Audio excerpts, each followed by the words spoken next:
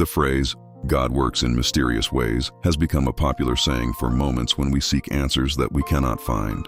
Sometimes used to try to offer comfort, sometimes used as a way to avoid deeper conversation. The famous phrase comes from the 1774 hymn, "God Moves in a Mysterious Way," written by English poet William Cowper. It reflects the deeply personal, desperate story of a man who suffered from severe depression and credited divine intervention with saving his life. Cowper is known for his tumultuous inner life.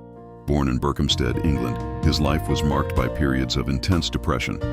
He was sent to St. Albans, a mental institution, after a suicide attempt on the morning of his examination to become a clerk.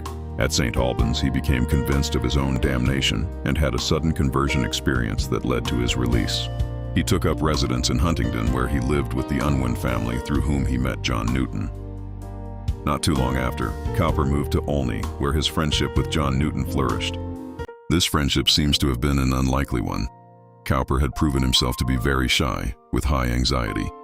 The examination for his clerkship that caused him so much stress was simply speaking briefly in public.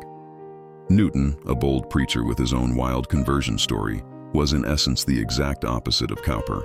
Nevertheless, the two began collaborating on Olney hymns, an idea of Newton's in 1771. Cowper had been writing poetry all his life, but this was his primary period of hymn writing. During an intense episode of depression in 1773, Cowper decided to end his life. He hailed a carriage and instructed the driver to take him to the River Thames, where he planned to drown himself. Despite his requests, the carriage driver got lost in an unusually thick, disorienting fog and drove around aimlessly.